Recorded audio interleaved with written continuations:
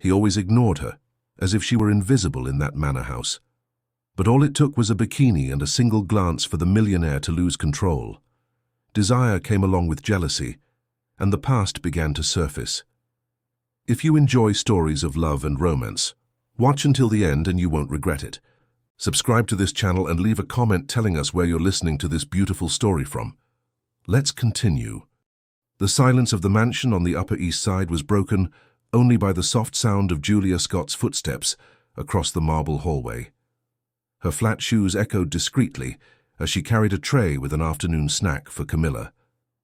3 weeks had passed since she first crossed the imposing gate of that property, and she still felt as if she were walking on thin ice.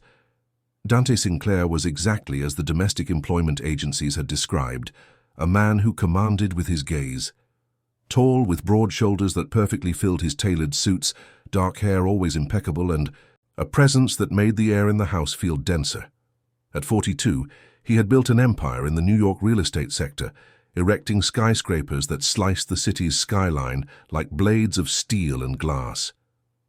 But it was at home that his true nature was revealed, distant, controlling, and as inaccessible as a medieval fortress. Julia stopped before Camilla's bedroom door and took a deep breath before knocking. The 6-year-old girl was her only refuge in this world of unwritten rules and icy stares. Camilla had her father's large dark eyes, but there was a sweetness in her that Dante seemed to have lost long ago. "May I come in, sweetheart?" Julia whispered, pushing the door open slowly. "Miss Julia!" Camilla jumped up from the small table where she was drawing, running to hug the nanny's legs. "Look what I made!" The drawing was colorful and disproportionate, like all children's drawings of that age. It showed a large house, 2 female figures holding hands, and on the opposite side, a solitary male figure, painted entirely in black. "Who are these people in your drawing?" Julia asked, sitting in the small chair beside the girl. "It's you and me," Camilla pointed to the 2 figures together. "And that one is Daddy. He always stays far away because he doesn't like being near people." Julia's heart ached. "Your daddy loves you very much, Camilla. Sometimes adults just don't know how to show it." "Do you think one day he'll want to play with me like you do?" Julia didn't know what to answer. In 3 weeks of working there, she had only seen Dante interact with his daughter during meals, always formal, always distant. He would ask about school, about her lessons, but he never bent down to her level, never truly smiled. "Let's have the snack I brought," she changed the subject, serving the ham and cheese sandwiches she had prepared. It was then that she heard the footsteps in the hallway, heavy, decisive steps that she had already learned to recognize. Dante was coming upstairs to check if everything was well with his daughter, as he did every day at the same time. 3:30 on the dot. The door opened without a knock. Dante entered the room with the same posture he used in business meetings. Shoulders straight, face serious, eyes scanning everything as if cataloguing every detail. "Good afternoon, Mr. Sinclair." Julia stood up immediately as she had learned he expected. He just nodded in her direction without really looking her in the eye. It was always like this. From the first day, when she had been introduced by the agency, Dante had treated her as if she were part of the decor, necessary but invisible. "Camilla, how was school today?" he asked, remaining standing near the door, as if in a hurry to leave. "It was good, Daddy. The teacher said my family drawing was very beautiful." Camilla held up the colorful paper, extending it towards her father. Dante glanced briefly at the drawing, and Julia noticed a shadow cross his face as he saw the solitary figure painted in black. "Very good. Keep dedicating yourself to your studies." He turned to Julia without truly looking at her. "I need her to be ready at 7 o'clock for dinner." "Yes, sir." And he left, leaving behind only the scent of expensive men's cologne and a sense of emptiness that always filled the room after his presence. Camilla sighed, sitting back down in her little chair. "He didn't even want to see my drawing properly." "Your father has many responsibilities, dear.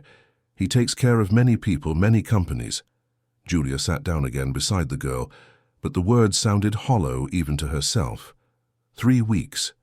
3 weeks since she had left the seaside town on the Jersey shore, where she had tried to rebuild her life after everything that had happened in New York 2 years ago. When she saw the ad for the nanny position in an affluent part of the city, she knew it was a risk to return. But the salary offered was 3 times more than anything she had managed to get on the shore, and she needed to save money. She always needed to save money for the next new start, for the next escape, for the next attempt to become invisible. Julia Scott was no longer the promising ballerina who had danced on the stages of the Metropolitan Opera House. That 25-year-old woman, with big dreams and legs that seemed to defy gravity, had died on a December night, along with her shattered knees and her ability to trust anyone again. Now, at 28, she was just a competent nanny with impeccable references and a carefully edited past. She had learned to be discreet, efficient, and above all invisible. Traits that seemed to please Dante Sinclair, who clearly preferred employees who didn't complicate his perfectly controlled routine. "Miss Julia, why do you sometimes look sad when you think no one is watching?" Camilla's question caught her off guard. "I don't get sad, my love." "Yes, you do. Your eyes look just like Daddy's when he looks at Mommy's pictures." Julia felt a shiver. In 3 weeks there, she had never seen any photos of Camilla's mother.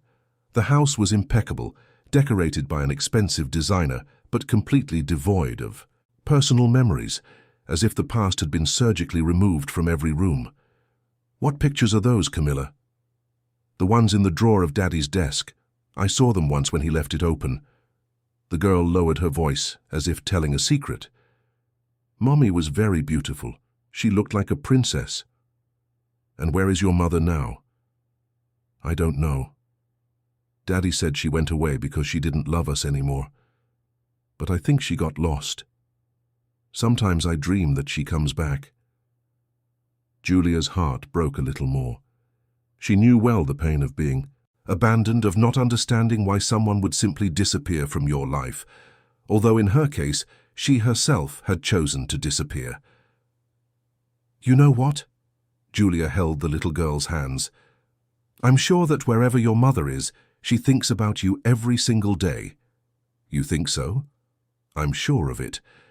It's impossible to know you and not fall in love." Camilla smiled for the first time that afternoon, and Julia felt something stir in her chest. A feeling she hadn't experienced in a long time, the desire to protect, to care, to stay. Dangerous, she thought. Very dangerous. To allow herself to form attachments again. The hours passed quickly. After the snack, she helped Camilla with her homework. Then they played with dolls and read a storybook. At 7 o'clock sharp, as instructed, Julia took the girl to the dining room. The room was majestic, with a fine wood table that could easily seat 12, but every night only Dante and Camilla dined there, seated at opposite ends of the table, like 2 strangers sharing a space. Julia always left Camilla at the door and retreated to the kitchen, where she dined with Mrs. Gable, the cook who had worked for the family for 15 years. The grey-haired woman was the only employee who dared to have opinions about the boss. "That man is going to raise the girl just like his father raised him," Mrs. Gable grumbled as she served Julia's dinner. "No affection, no human warmth. A shame, because young Mr. Dante used to be different." "Different how?" "Oh, child, you didn't see him when he was a boy. A sweet kid, always smiling, attached to his mother. But after Mrs. Margaret died, the old Mr. Sinclair turned that child into a little soldier. A 10-year-old. Boy who couldn't cry, couldn't be weak, couldn't be human." Julia listened in silence, piecing together a puzzle that helped explain the closed-off man who ignored her every day. "And his wife?" Camilla's mother. Mrs. Gable's face closed up. "That's a story that isn't my place to tell. I'll just say one thing, there's more to that disappearance than what everyone says." Before Julia could ask anything else, they heard footsteps in the kitchen. Dante appeared at the door, his suit still impeccable despite 10 hours of work. "Camilla has finished her dinner. You can take her to brush her teeth." His voice was always controlled, without any inflection of emotion. "Yes, sir." Julia stood up immediately. That's when it happened. As she passed him in the narrow kitchen doorway, Julia stumbled on an uneven part of the floor she hadn't noticed before. Instinctively, Dante reached out an arm to steady her, and for a moment their bodies touched. It was only a second, maybe less. but it was enough for Julia to feel the warmth that radiated from him through the thin fabric of his shirt, to notice how his muscles tensed at the unexpected contact, and it was enough for Dante to look her in the eyes for the first time since she had started working there. His eyes were dark, almost black, but for an instant, Julia saw something move in the depths of that gaze. Surprise, perhaps, or recognition, as if he were finally seeing her for real. "Excuse me," she murmured, feeling the heat rise up her neck. He released her immediately, as if he had received an electric shock. "Be careful," was all he said, but his voice sounded different, less controlled. Julia went up the stairs with her heart racing, trying to convince herself she was imagining things. Dante Sinclair was her employer, a man clearly still scarred by his wife's abandonment, someone who had built walls so high that not even his own daughter could climb them. She couldn't allow herself fantasies. She couldn't allow herself to feel anything other than professional gratitude for having a well-paying job and a safe place to hide for a few more months. But as she helped Camilla brush her teeth and heard Dante's footsteps ascending the main staircase, Julia found herself listening to the sound, wondering if he had felt the same electric current that had passed between them in that brief moment of contact. "Miss Julia? Yes, dear? Are you going to stay with us forever?" Julia looked at their reflection in the bathroom mirror. Camilla, small and fragile, desperately needed stability, and she was tired of running. "I'll stay as long as I can," she replied, and for the first time in 2 years, she wanted that to be true. After putting Camilla to bed and telling a story until the girl fell asleep, Julia went downstairs for a glass of water in the kitchen before retiring to her room at the back of the house. The mansion was enveloped in the typical silence of the hours before dawn. It was as she passed the library that she noticed the light on. She hesitated for a moment, but curiosity won.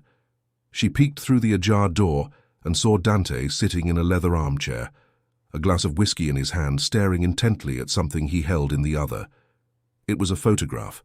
Even from a distance, Julia could see it was the image of a blonde woman with long hair and a radiant smile. She was wearing a red dress and holding a bouquet of flowers, probably a wedding photo. Dante looked at the picture with an expression she had never seen on his face. It wasn't exactly longing. It was something more complex. Anger, perhaps, or frustration, as if he were trying to decipher an enigma that had cost him dearly. Julia backed away silently, returning to her room with more questions than answers. But one thing had become clear.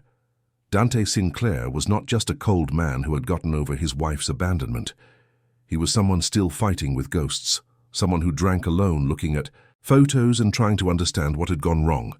And for the first time since she had arrived, Julia found herself thinking that perhaps they had more in common than she imagined. Both carried invisible scars. Both had learned to protect themselves by building walls. The difference was that his walls were made of coldness and control, hers of invisibility and flight. But walls, she knew, sometimes crumble when the right person comes along to knock them down. Lying in her bed, listening to the wind rustle the trees in the garden, Julia Scott fell asleep, unaware that her arrival had created the first crack in the emotional fortress Dante Sinclair had spent 3 years building, and that, from his room 2 floors above, he also remained awake, thinking of a green-eyed nanny who had stumbled in his kitchen and for a moment made him remember what it was like to feel something other than emptiness.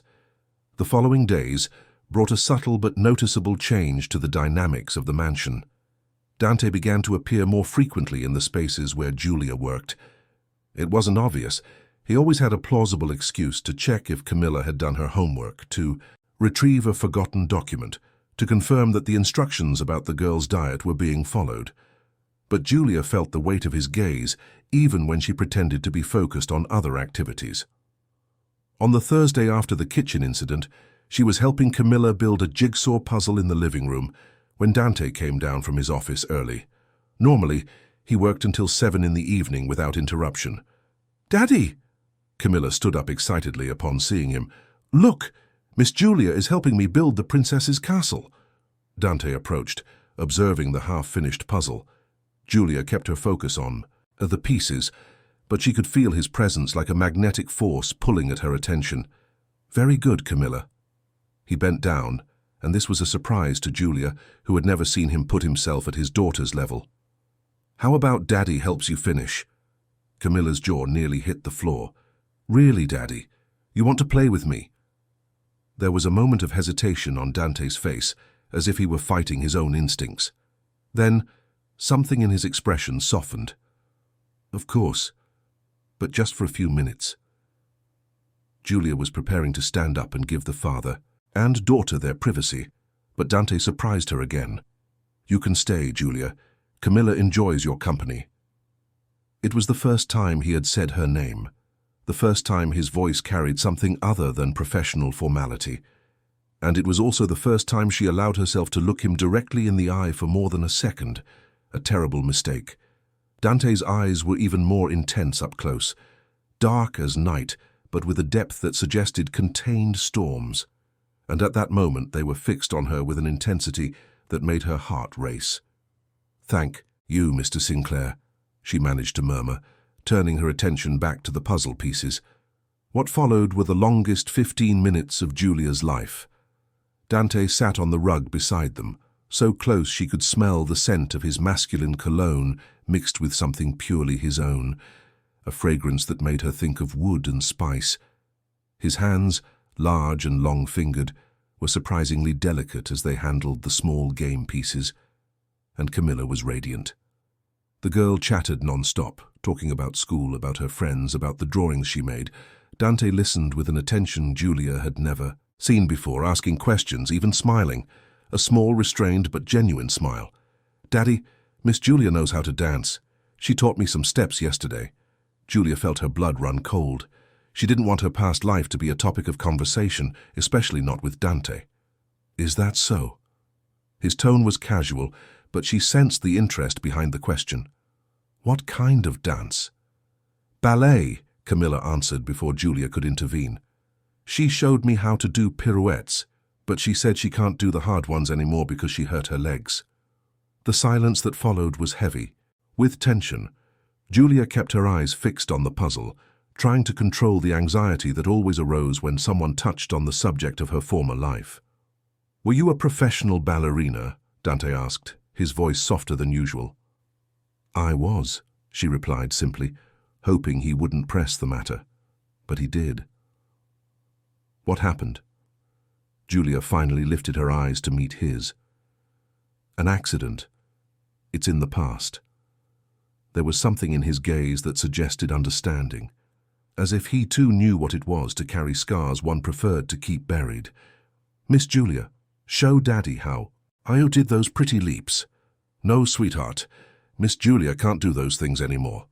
She tried to keep her voice steady, but she felt a pang of pain at denying something that had once been her entire life. It was then that Dante did something completely unexpected. He reached out and briefly touched her wrist, a gesture so quick that Camilla didn't even notice. "Sometimes what seems like the end is just a new beginning," he said quietly, for her ears only. The touch lasted only a second, but it left Julia's skin tingling. When he withdrew his hand, she noticed that her fingers were trembling slightly. "Done," Camilla exclaimed, fitting the last piece of the puzzle into place. "We finished." The completed picture showed a pink castle surrounded by a flower garden, with a princess in the window looking out at the horizon. "She's waiting for the prince to arrive," Camilla explained, pointing to the princess. "But he's taking a very long time." "Perhaps," Dante said, looking directly at Julia, "the prince is afraid he isn't worthy of the princess." An electric current hung in the air.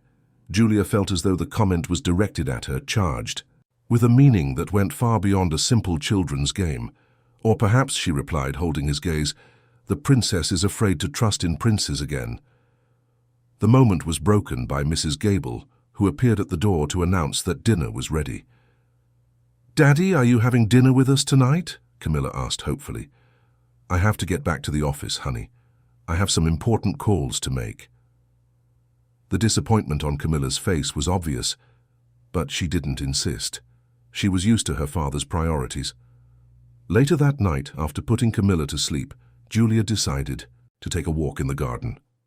She was restless, her body still remembering Dante's brief touch, her mind trying to decipher what had happened between them during those 15 minutes with the puzzle. The mansion's garden was extensive and meticulously designed. Stone paths wound between flower beds and ancient trees that provided shade during the day. At night, discreet lights created an almost magical atmosphere. Julia was lost in thought when she heard footsteps on the grass behind her. Can't sleep either. She turned to find Dante approaching. He had traded his suit for dark jeans and a casual shirt.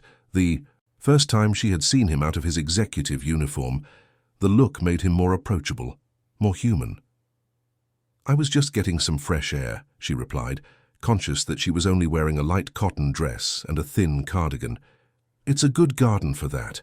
My mother planned every detail of this space before she died."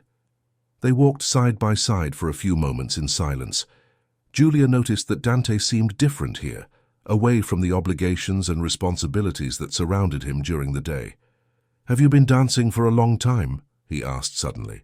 "Since I was 5, she answered automatically, then hesitated. She didn't usually talk about it. "My mother thought ballet would give me discipline and elegance." "And did it?" Julia smiled for the first time. "The discipline, yes. The elegance. I'm still working on that." To her surprise, Dante laughed, a low, rich sound that made her realize how his laughter completely transformed his face.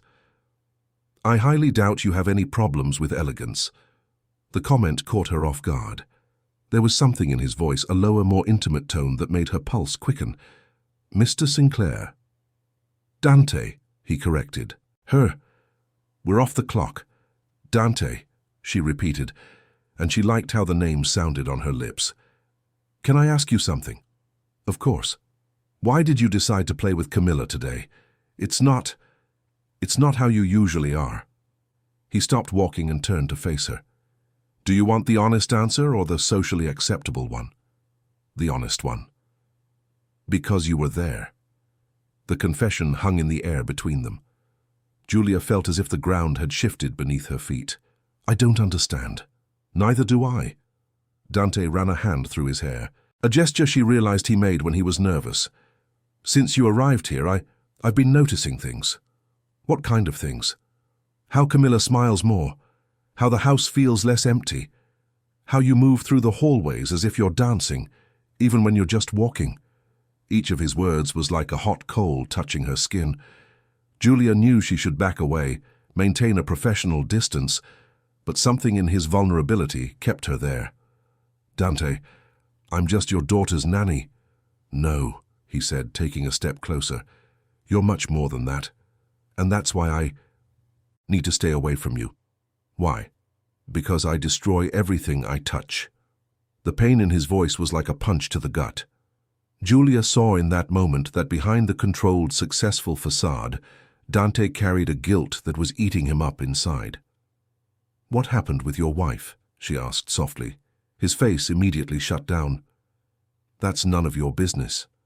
But Julia didn't back down. "Camilla told me her mother just left, that you don't know where she is." "Mariana made her choice," Dante answered coldly, but Julia noticed his hands had clenched into fists. "She decided she didn't want this life, this family anymore, that I wasn't enough." "Do you believe that?" "It's what happened." "That's not what I asked." Dante stared at her for a long moment, and she saw battles being fought behind those dark eyes. "I don't know what to believe anymore," he finally admitted. That's when the rain started. Thick drops that quickly turned into a tropical summer storm typical of New York. They ran to the gazebo in the center of the garden, arriving soaked and breathless. The small space forced them close together. Julia tried not to notice how Dante's shirt clung to his chest, how his wet hair made him look younger, more vulnerable. "Julia," he said her name like a prayer. She looked up and was completely lost. Dante was looking at her as if she were the only thing in the world that mattered at that moment. "This is a terrible idea," she murmured. "The worst possible," he agreed, but continued to move closer. "I work for you." "I know." "You still love your wife?" "No." The answer came too quickly, too intensely. "I haven't loved Mariana for a very long time." Then why? Because I'm scared, he interrupted, his voice rough. Scared that you'll leave too. Scared that I'm not the man you deserve. Scared that I've been falling in love with you since the first day, and I don't know how to handle it. Julia's heart stopped. Dante, I know I have no right. I know I'm complicated, that I have baggage, that I'll probably end up hurting you, but I can't stop thinking about you. I can't stop wanting. He didn't finish the sentence. He didn't have to, because Julia moved closer and touched his face with her hand, feeling the rough stubble against her palm. Wanting what? She whispered. You. Us. What it would be like to let myself be happy again. And then he kissed her. It was a desperate kiss, fraught with months of pent-up tension and years of loneliness. His hands tangled in her wet hair, and she pressed against him, feeling as if she were waking from a very long sleep. When they broke apart, they were both trembling, and it wasn't from the rain. This changes everything, Julia murmured against his lips. I know, he replied, kissing her forehead, and I'm scared of what comes next. Me, too.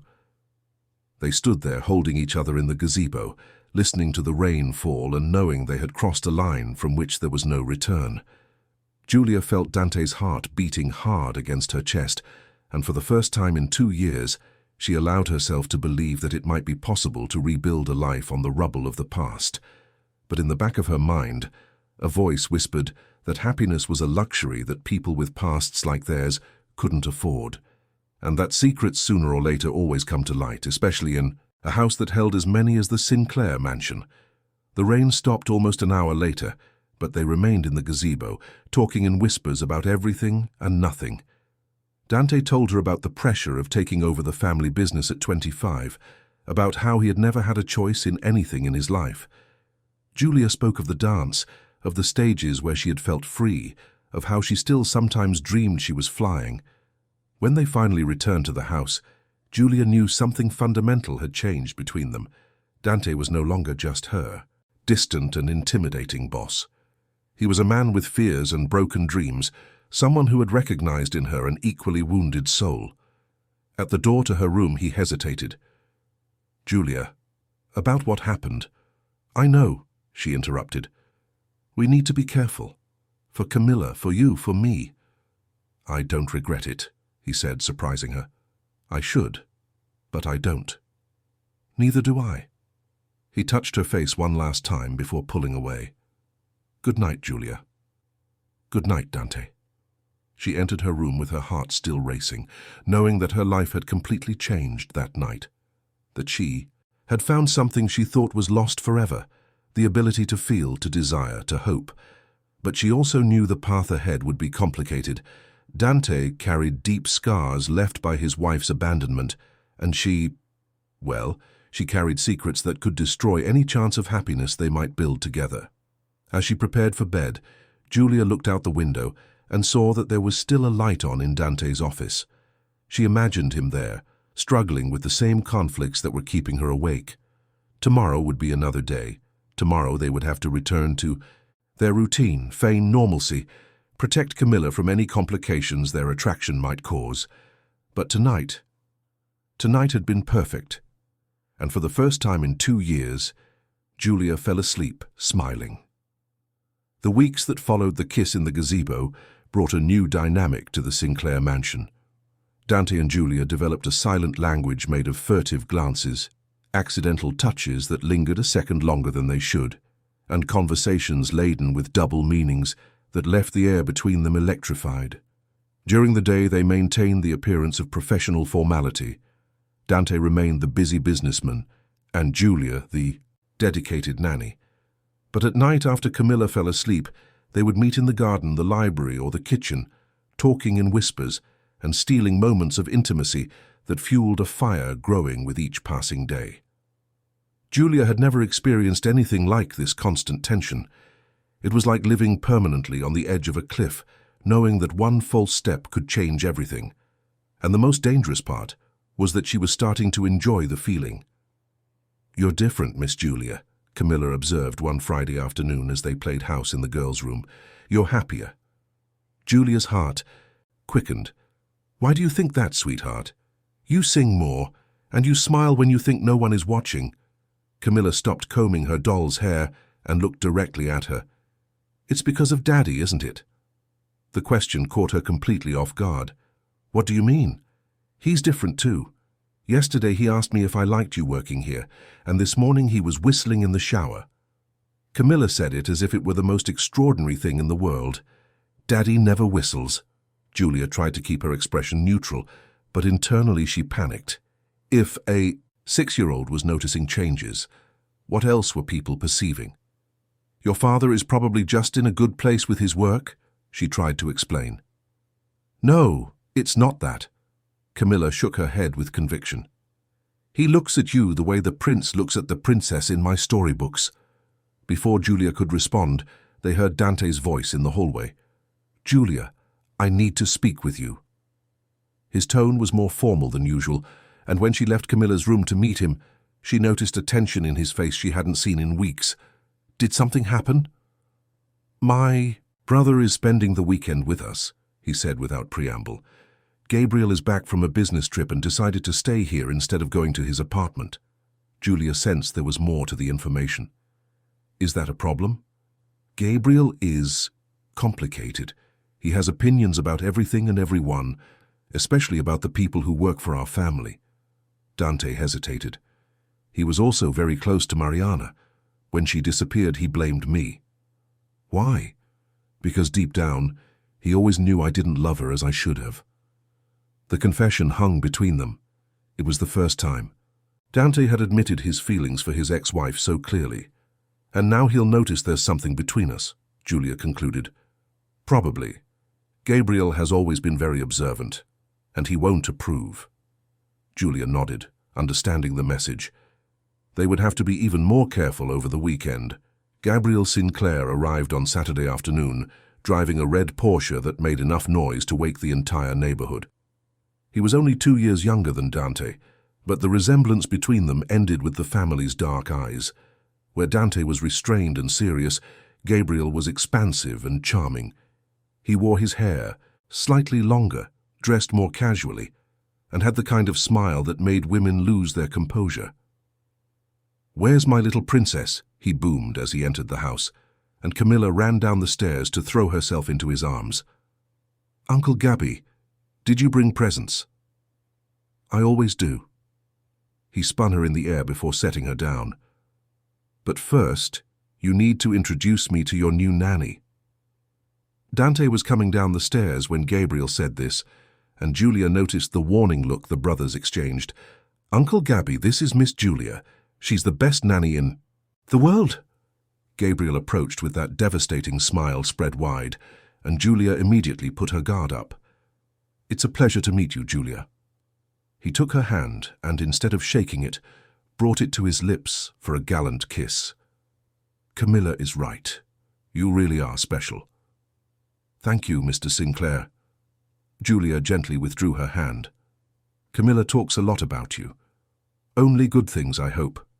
Gabriel winked at his niece. "And please call me Gabrielle. Mr. Sinclair is my older, grumpy brother." Dante descended the last step. "Gabrielle." "Dante."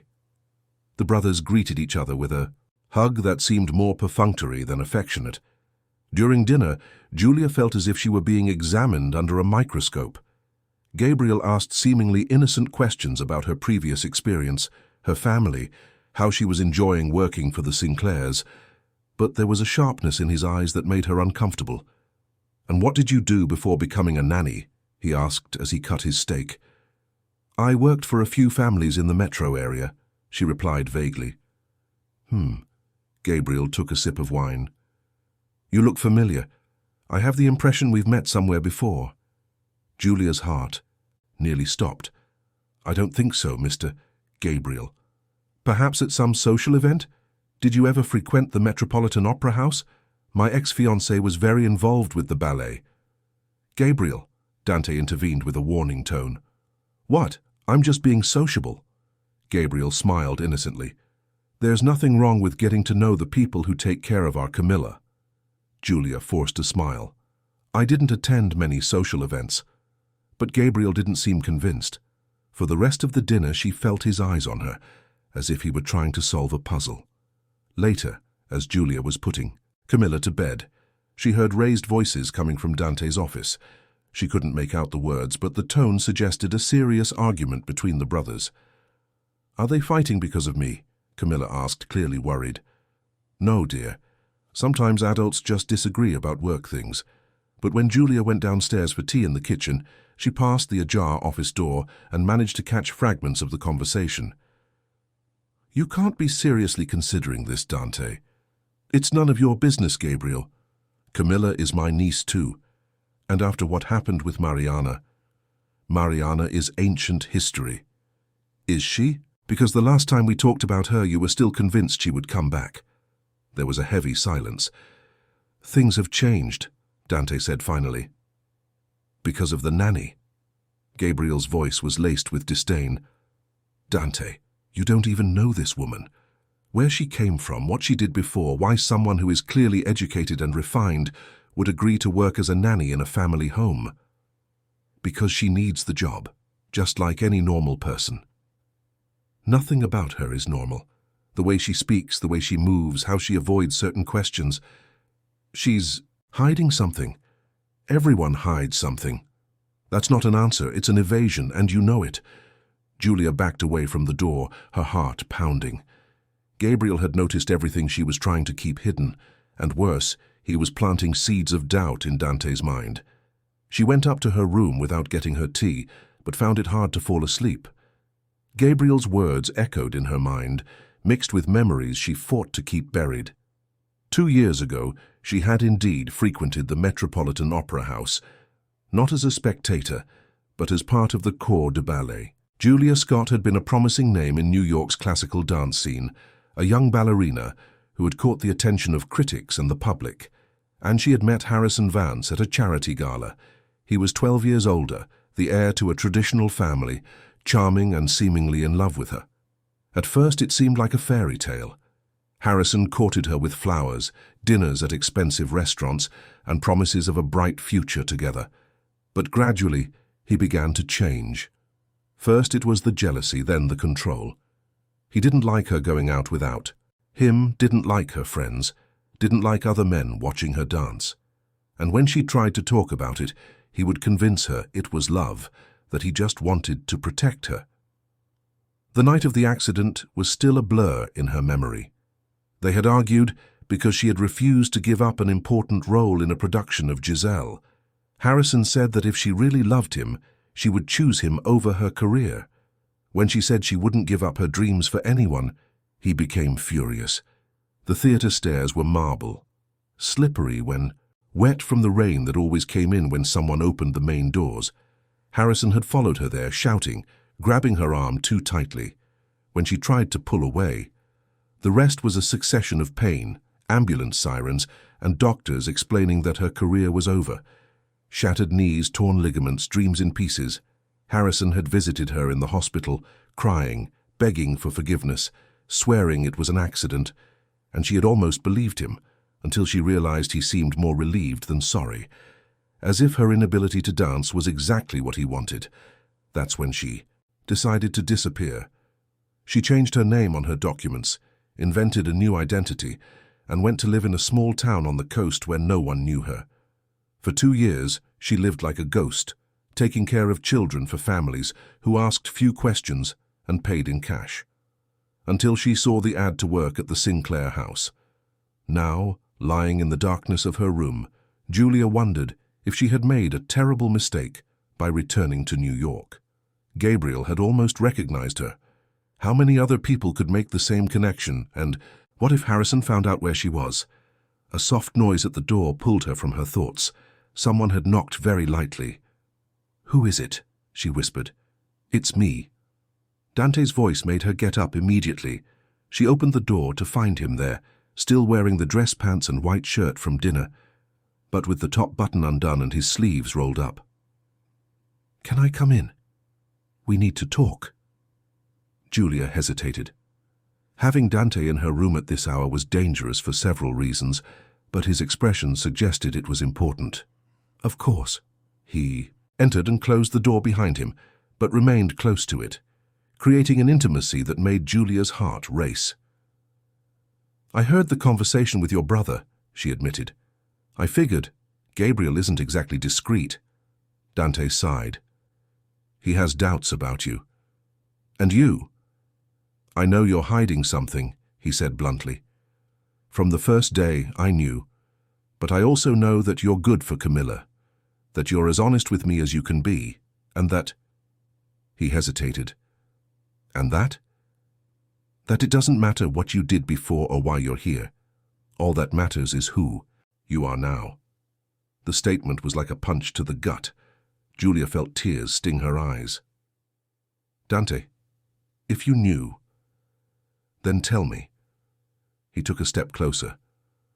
"Whatever it is, we can figure it out together." For a moment she almost told him, almost opened her mouth and poured out the whole truth. Her real name, her previous career, Harrison, the accident, the escape. But then she remembered Gabriel's suspicious gaze, the questions he had asked, how the upper class protected themselves when an outsider threatened their stability. "I can't," she whispered. "Why?" "Because you'll hate me, and because it could put Camilla in danger." Dante frowned. "What kind of danger?" Julia realized she had said too much. It's complicated. Julia, if you're running from something or someone, I need to know, for my daughter's safety."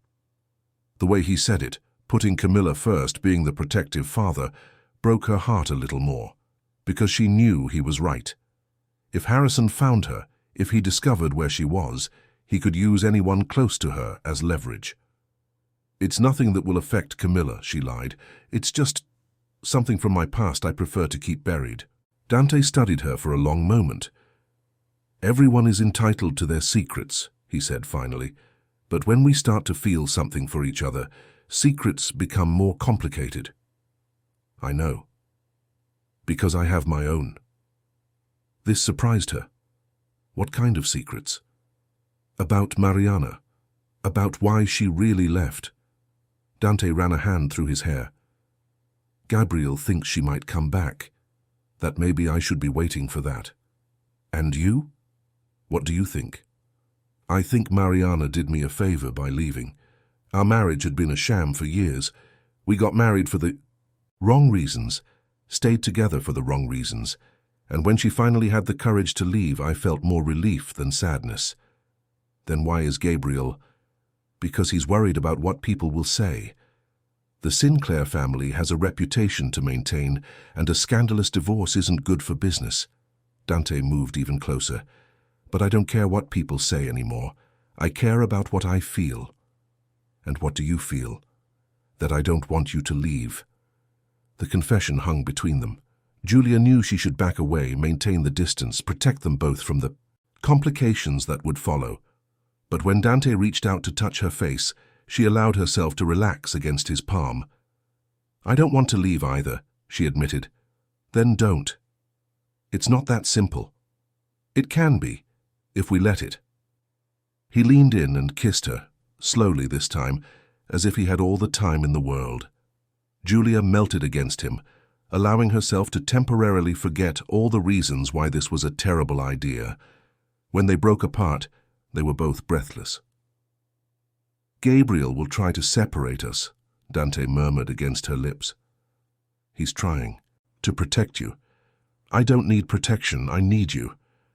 The words made something melt inside her. "Dante, stay with me tonight," he asked. "Just stay with me." Julia knew she should refuse, knew that crossing this line would make everything more complicated, more painful when she inevitably had to leave. But when she looked into his eyes and saw the vulnerability he rarely allowed to show, she couldn't say no. "Just for tonight," she whispered. They lay on the small bed in her room, fully clothed, just holding each other in the darkness.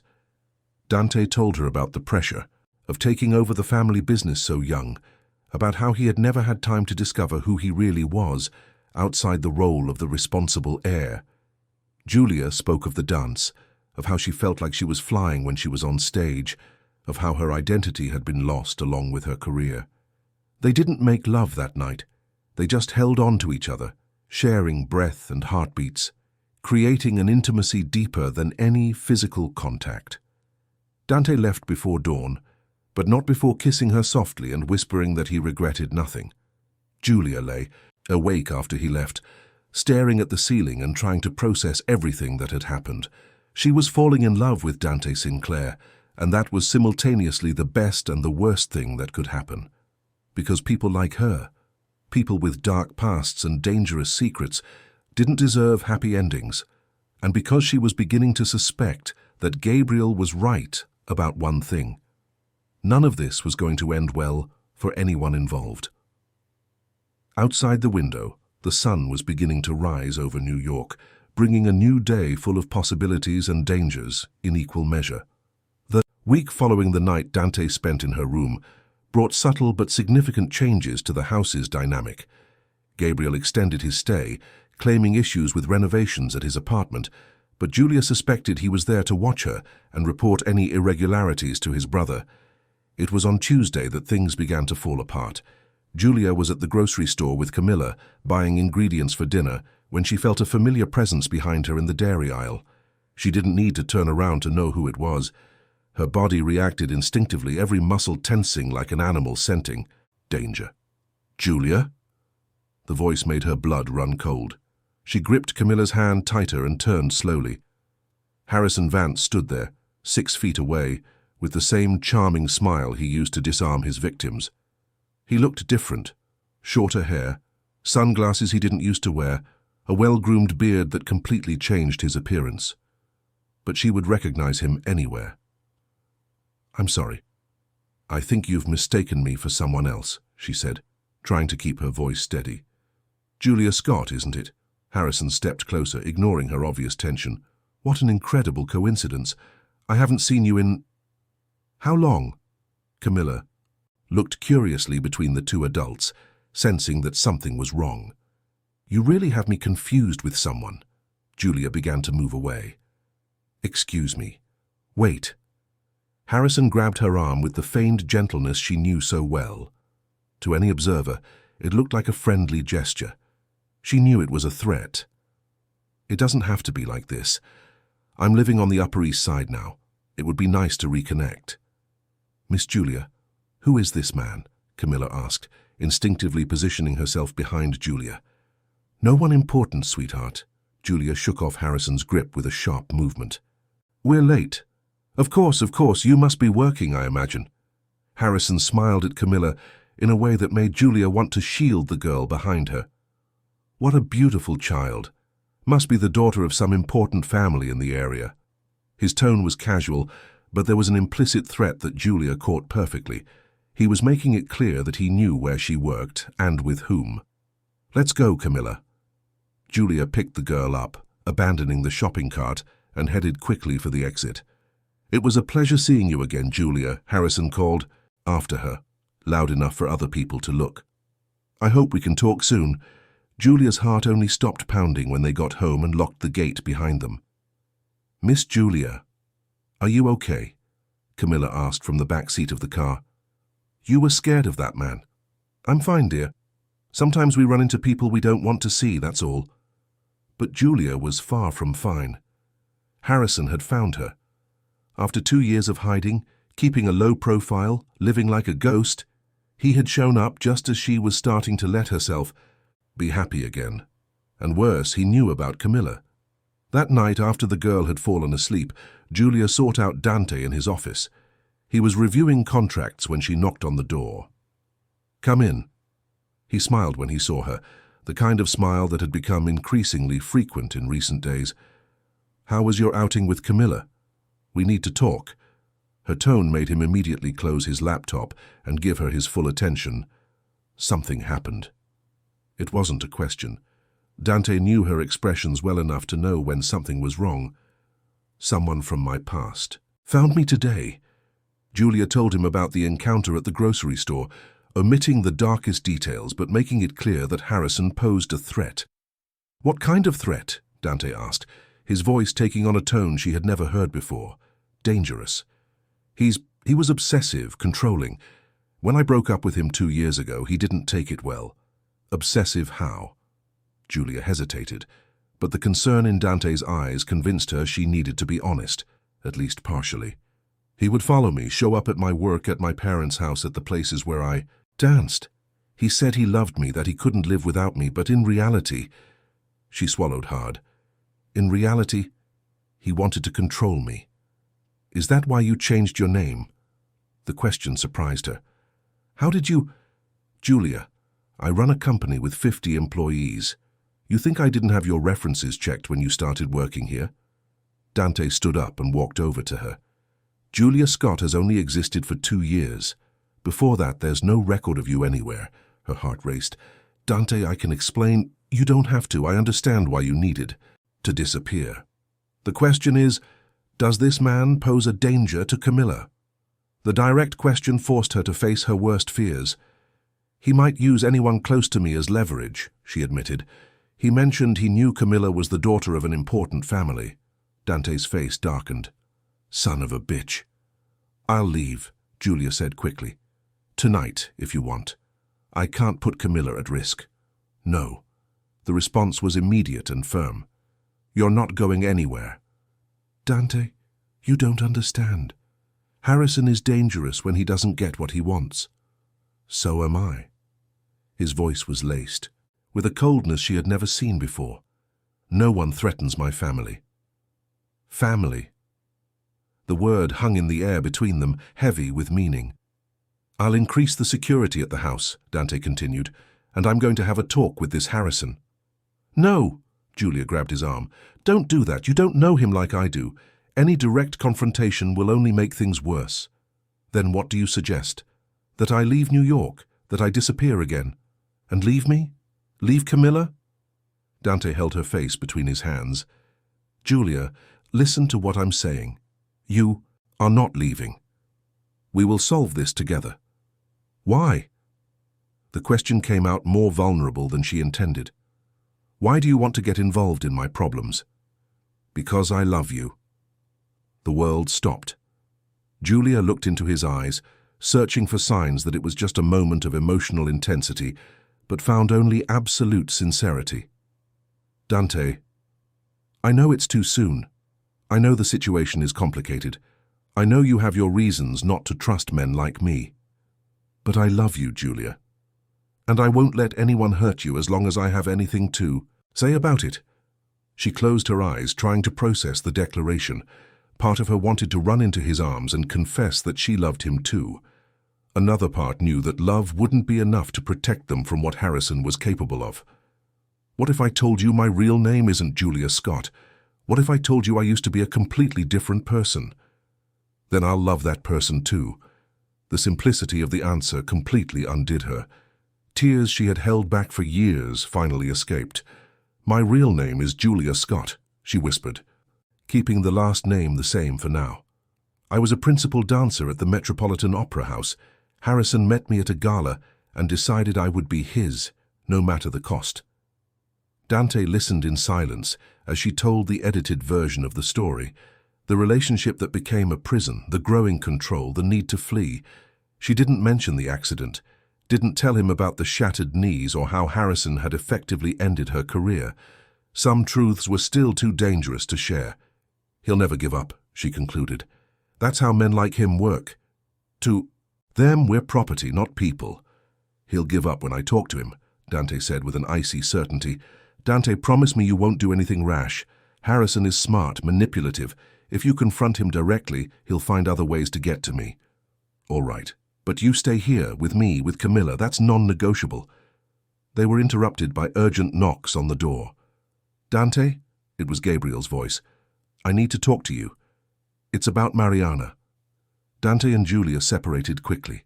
He opened the door to find his brother with a grave expression. What happened? We got a call at the office. Someone saw Mariana in Aspen. The silence that followed was heavy. Julia felt as though she were watching a movie in slow motion. Saw her how? Dante finally asked. She was at a restaurant with a man. The caller was one of our old clients. He's certain it was her. Gabriel looked from Dante to Julia and back to Dante. He said she looked, well, happy even. That's impossible, Dante murmured. "Why would it be impossible? You always knew she could come back." "No, Gabriel, impossible because—" Dante stopped as if he didn't know how to continue. "Because what?" "Because Mariana is dead." The confession left Gabriel speechless. Julia felt the floor move beneath her feet. "What do you mean, dead?" Gabriel whispered. "I found her at the beach house 3 years ago. She had taken too many pills, left a letter saying she couldn't live in this sham anymore."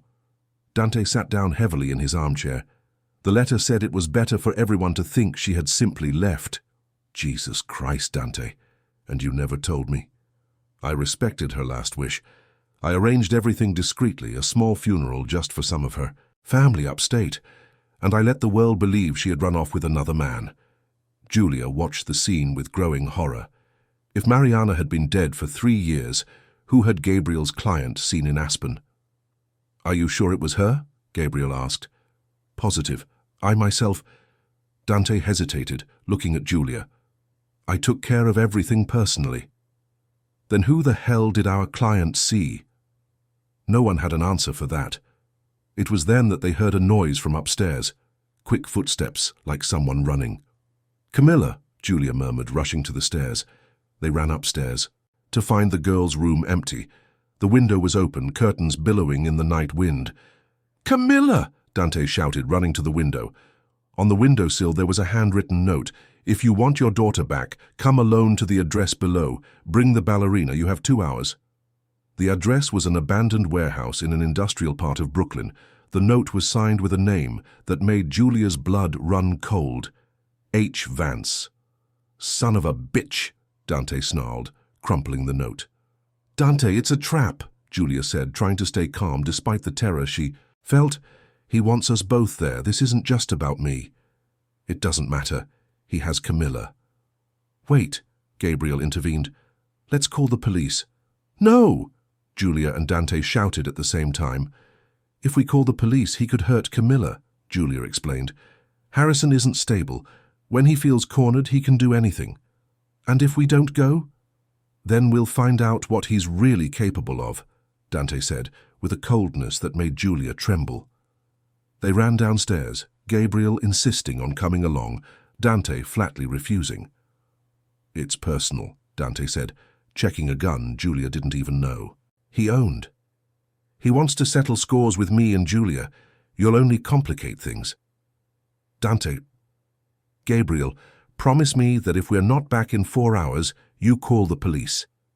It was a possibility none of them wanted to consider, but it needed to be said. In the car on the way to the warehouse, Julia finally told him the whole truth about the accident, about how Harrison had been responsible for ending her career, about the fall that had shattered her knees and her dreams. "That's why you have a slight limp when you're tired," Dante said, the pieces falling into place. "And that's why I know what he's capable of. Dante, if he's done something to Camilla—" "He hasn't. He needs her alive to have leverage over us." But there was an uncertainty in his voice he couldn't hide. When they arrived at the indicated address, the warehouse was plunged into darkness, except for a faint light coming from one of the second-floor windows. "Last chance to change our minds," Dante said, checking the gun one more time. "No. Camilla was kidnapped because of me. I'm not abandoning her now."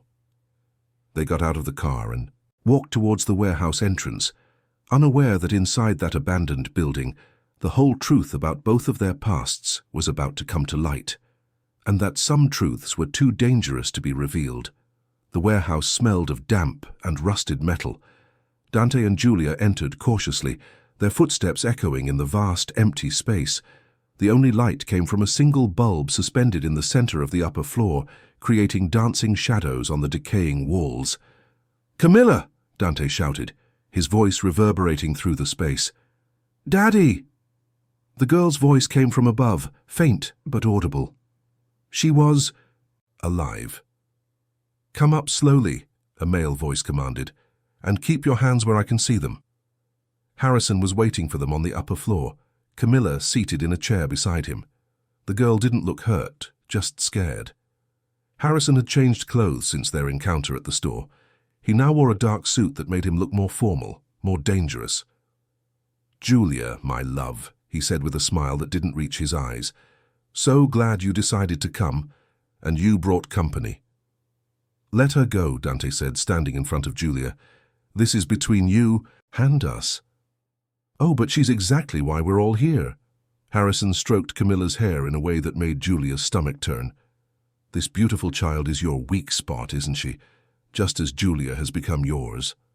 "What do you want?" Julia asked, taking a step forward despite Dante's protective arm. "I want you to understand something. Some people aren't meant to be happy.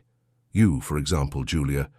You were born to be mine, and for 2 years you've been running from that destiny." "You're sick," she said with disgust. "Lovesick, perhaps." Harrison laughed. "But I'm not the only sick. One in this room, am I? Tell your precious ballerina, Dante. Tell her about Mariana." Dante tensed. "Leave my ex-wife out of this." "Ex-wife?" Harrison guffawed. "Oh, my friend, you still don't get it, do you? Mariana isn't your ex-wife. She's my current one." The world seemed to stop around Julia. "What are you talking about?" "Sit down, it's a long story." Harrison gestured to 2 nearby chairs. "And if you try any heroics, the girl suffers the consequences."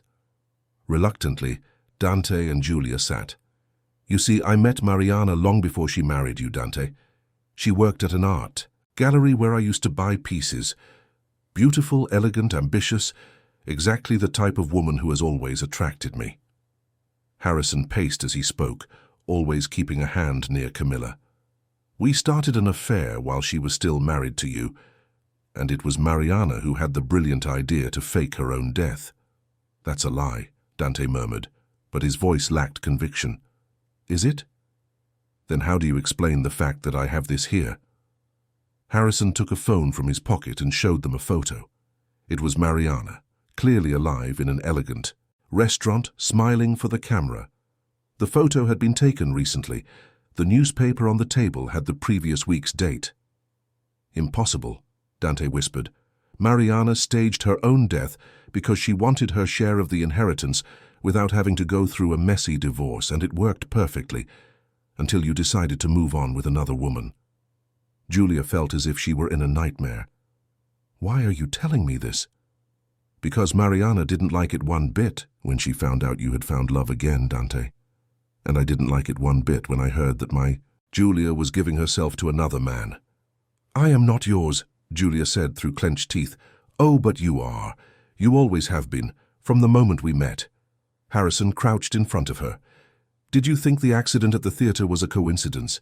Did you think I pushed you down those stairs in a moment of anger?" Julia's blood ran cold. "What are you saying?" "I'm saying it was all planned, my love. I knew that as long as you could dance, you would never be completely mine, so I took that option away from you." "You son of a bitch!" Dante shot up, but Harrison was already on his feet, a pistol in his hand pointed at Camilla. Let's keep calm, protective daddy." "You destroyed my life on purpose," Julia whispered, tears streaming down her face. "I saved you from a life of futility. Ballet is for children, Julia. I offered you a real world, a real life by my side. A life in a prison. A life of devotion." Camilla began to cry softly. The sound broke Julia's heart and fueled Dante's fury. "Let her go," Dante repeated. "This has nothing to do with Camilla. It has everything to do with her, just as Mariana used your daughter as a bargaining chip to get what she wanted. Mariana would never... Mariana left her daughter with you because it was convenient, because she knew a small child would be an obstacle to the life she wanted with me." Harrison smiled cruelly. "And now, ironically, this same child will help us solve all our problems." "What do you want?" Julia asked. "I want you to come with me. For good, this time. No escapes, no fake names, no hiding. And if I refuse? Then Camilla never sees her father again, and Dante never sees his daughter again." The meaning of his words was like a punch to the gut. Harrison was threatening to kill Camilla if Julia didn't go with him. And Dante? Dante will live, to suffer, to know that he lost everything he loved because of his own naivety. It was then they heard footsteps on the stairs. Harrison turned, surprised, and a female figure emerged from the shadows. It was a blonde woman, elegant, wearing a red dress. Julia immediately recognized her features from Camilla's drawings. "Mariana," Dante whispered. "Hello, darling." Mariana smiled as if she were arriving for a casual dinner. "I've missed you." "You're dead," Dante said, as if he could convince her of it. "Obviously not." Mariana walked over to Harrison and took his free hand. "Though it was fun watching you cry at my fake funeral." "You were there." Hiding behind the trees, it was a touching performance, I must admit. Julia watched the reunion with growing horror. "Why are you doing this?" "Because some people are born to take, and others are born to give," Mariana answered simply. Dante has always been the giving type. Rich, well-intentioned, easy to manipulate. And you, dear, you've always been the type to dance when told. "This ends now," Dante said, taking a step forward. "Actually," Harrison smiled, "this is just beginning, because we have a proposal for you." Mariana approached Camilla, who had stopped crying, but was looking at her mother with a mix of confusion and hope. "Mommy," Camilla whispered. "Hi, baby." Mariana touched her daughter's face with a tenderness that seemed genuine. "Mommy missed you." "You came back?" "For a little while." Dante was visibly struggling to process what was happening. "Mariana, what do you want?" "I want my share of the inheritance you denied me when I faked my death, and I want Julia to come with us." "With us?" "Harrison and I have been in love for 4 years, Dante. Our marriage was a lie from the beginning. But Camilla was a mistake, an accident that complicated my plans." Mariana spoke of her daughter as if she were an inconvenience. "But now that she's older, she can be useful." "Useful how?" "As collateral to ensure you transfer 50% of all your assets to my account." The plan was becoming clear. Harrison and Mariana wanted not only to separate Dante from Julia, but also to steal half his fortune. "And if I refuse, then Julia dies, and Camilla grows up knowing her father chose money over saving the life of someone he loved." It was in that moment that Julia made a decision. She had spent 2 years running, hiding, living in fear. She would not let Camilla pay the price for the sick games of selfish adults. "I'll go with you," she said to Harrison. "No!" Dante shouted. "But on one condition," Julia continued. "Camilla leaves first, with Dante." "That's not how this works," Harrison replied. "Then there's no deal." Julia stood up slowly, maintaining eye contact with Harrison. She knew his weak spots. He was obsessed with her, but he was also vain and narcissistic. If she played on his ego, "Harrison, you want to prove I'm yours? Then prove it. Let Camilla go and take me. If you're as powerful as you say, you don't need a child as a hostage." "Julia, no," Dante murmured. "It's the only way, Dante." Harrison considered the proposal, clearly tempted. "I'll go with you," Julia continued, "but if anything happens to Camilla or Dante, I'll kill myself the first chance I get. And you know I'd do it." The threat had the desired effect. Harrison knew she was capable of keeping her promise. "Fine," he said finally, "but Dante stays here until he transfers the money. Camilla goes with Mariana." "No." Dante moved quickly, but Harrison turned the gun on him. It was then that Julia saw her chance. Years of ballet training had taught her to be fast, precise, and silent. Even with damaged knees, she still had reflexes most people didn't. She lunged. The move caught Harrison completely off guard. Julia hit him with her shoulder, unbalancing him. The gun went off, firing into the ceiling as they both fell to the floor. "Dante! Camilla!" she screamed as she wrestled with Harrison for control of the gun. Dante didn't waste a second. He scooped Camilla into his arms and ran for the stairs, but Mariana blocked his path. "You're not taking my daughter," she yelled. "She is my daughter," Dante retorted. Meanwhile, Julia and Harrison rolled on the floor, both trying to reach the pistol that had skidded a few feet away. "You've always been mine," Harrison screamed, his hands around her neck. "Mine!" Julia felt her consciousness fading, but she managed to knee him in the stomach. Harrison doubled over in pain and she crawled desperately towards the gun. On the other side of the floor, Dante was in a verbal and physical struggle with Mariana, trying to get past her without hurting Camilla in his arms. "Why are you doing this?" he yelled. "She's your daughter." "She's my life insurance," Mariana replied, trying to wrench Camilla from his arms. Julia finally reached the pistol, her hands trembling as she pointed it at Harrison, who was recovering. "Everyone stop!" she shouted. They all turned to her. Julia was standing breathless with blood on her lip and the trembling gun in her hands. "Harrison, you're going to leave now. Alone." "Julia." "No, it's over. 2 years running from you, 2 years living in fear, 2 years letting you control my life even from a distance. It's over. You don't have the guts to shoot. I don't have to shoot. I just have to call the police and tell them the whole truth. About the accident, about the kidnapping, about everything." Julia held the gun steady. "And you know I have proof now." "What proof?" "Mariana?" Julia looked at the blonde woman. "She admitted she faked her own death to steal money. That's fraud, forgery, a whole host of federal crimes."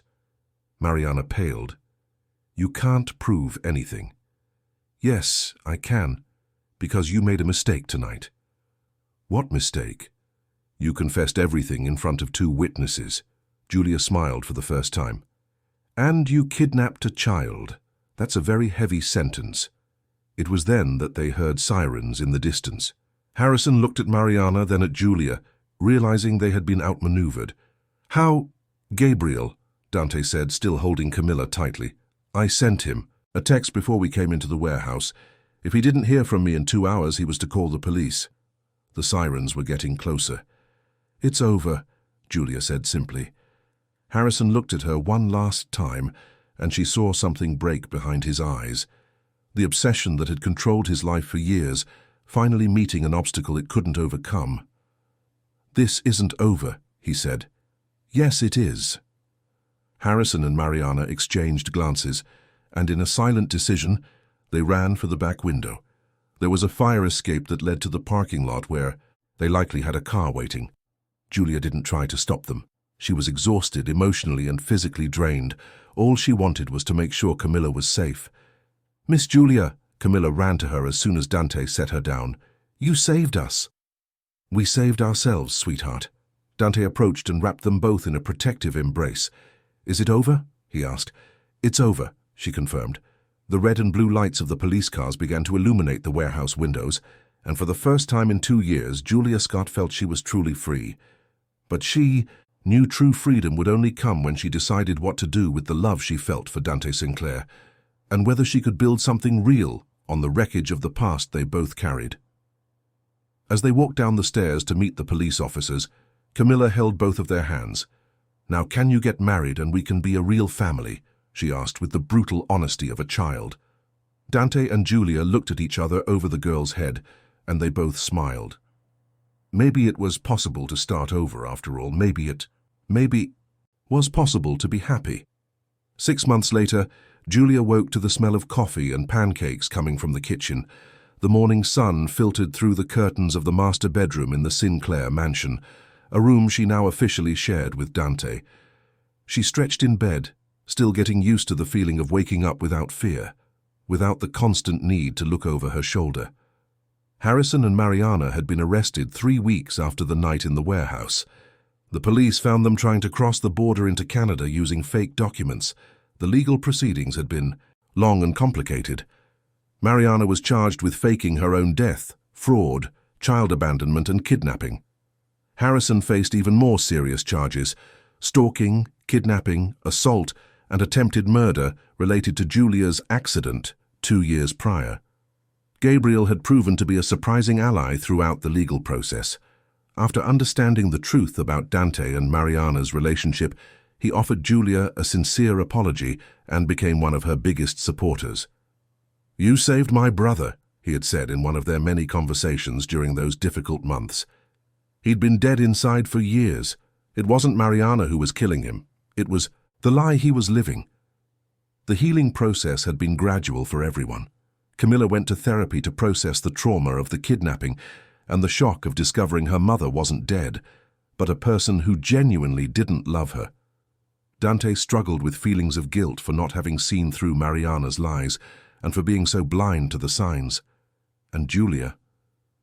Julia had rediscovered who she was beyond the pain and fear. "Good morning, Sleeping Beauty." Dante appeared at the bedroom door carrying a breakfast tray. He was wearing only a t-shirt and pajama pants, his hair disheveled, and Julia thought not for the first time how much more handsome he looked like this, relaxed and natural, than in the formal suits he wore to work. "What time is it?" she asked, sitting up in bed. 9:30. "You slept soundly." "You didn't have to do this," she said, but accepted the cup of coffee he offered. "Yes, I did. It's a special day." Julia frowned. "Why?" "You forgot? Today is your first dance class in 2 years." Her heart leaped. During the months of therapy, she had worked not only on the emotional trauma, but the physical as well. Intensive physical therapy, specific exercises, and gradually, very gradually, her knees had strengthened enough for her to be able to move with something approaching her former grace. She would never be the same ballerina she once was. Her knees simply couldn't handle the rigors of professional classical ballet, but she could dance again, teach, perhaps even perform in small shows. And Dante had been the one to suggest she look into the community dance school that operated out of a cultural center in Greenwich Village. "I'm still nervous," she admitted. "I know. But you're ready." He sat on the edge of the bed and took her hand. "Julia, I want to tell you something." His serious tone made her look him directly in the eyes. "Yesterday, while you were in the shower, Camilla asked me a question." "What question?" "She asked me if I was going to ask you to marry me." Julia's heart stopped. They had talked about the future, about being together, about building something lasting. But marriage was still unexplored territory between them. "And what did you say?" "I said I wasn't." Julia felt a pang of disappointment, but tried not to show it. "Oh. Because," Dante continued, "I don't want you to feel like you have to say yes because you live in my house, because you work for me, or because you feel obligated in any way." He got up and went to the dresser, returning with a small blue velvet box. "But I want you to know that when and if you're ready, when you're sure that this is what you want, regardless of anything else, I'll be here, waiting." Dante opened the box, revealing a simple but elegant ring, an emerald surrounded by small diamonds. "Green," she whispered, touching the stone, gently. "Like your eyes. Like the color Camilla always uses to paint you in her drawings." Julia felt tears stream down her face. "Dante." "You don't have to answer now. You don't ever have to answer if you don't want to. The ring will be here, waiting, just like me." She looked at him.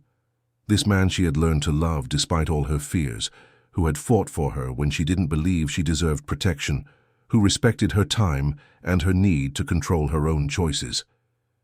"Can I see the ring?" Dante took the ring from the box and placed it in her palm.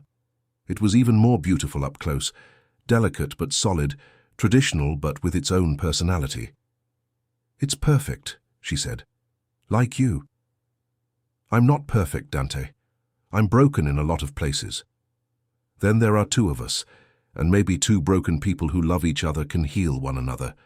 Julia closed her fingers around the ring and looked into his eyes. "Ask me." "What?" "Ask me to marry you." Dante smiled, that rare, transformative smile she had learned to provoke and cherish. "Julia Scott, will you marry me?" "Yes." The answer came without hesitation, clear and firm, because she had finally understood that loving Dante didn't mean losing her independence or becoming vulnerable. It meant choosing to build something together, as equals. He slid the ring onto her finger, and she admired how it seemed to have been made specifically for her. "Camilla is going to be ecstatic," she said. "So will Gabriel. He's already planning the wedding party." They laughed, and Dante pulled her into a long, soft kiss that tasted of coffee and promises of the future. "I have to go," Julia said reluctantly when they parted. "The class starts at 11. I'll take you." "You don't have to. It's important that I go alone." Dante nodded, understanding. There were things she needed to do for herself, not because she didn't trust him, but because she needed to prove to herself that she could. An hour later, Julia stood in front of the cultural center, watching through the windows as about 15 children between 8 and 12 practiced basic ballet exercises in the dance studio.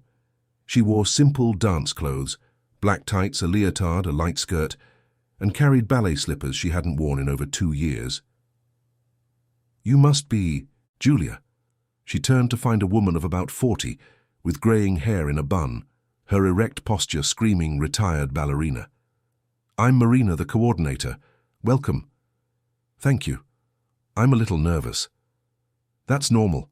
Coming back to dance after a break is never easy." Marina studied her with professional eyes. "But from the way you carry yourself, the dance never really left you." They entered the studio, and the children immediately stopped what they were doing to watch the new teacher. "Everyone, this is Miss Julia. She's going to help you with technique and expression." "Were you a famous ballerina?"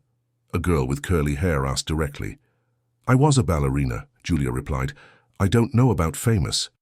"Why did you stop?" The question she had dreaded. But looking at those curious, enthusiastic little faces, Julia realized she had a chance to turn her painful experience into something positive. "Because I got hurt, and for a long time I thought that meant I could never dance again." "But you can." "Yes, I can. I learned that dancing isn't just about being perfect or doing the hardest moves.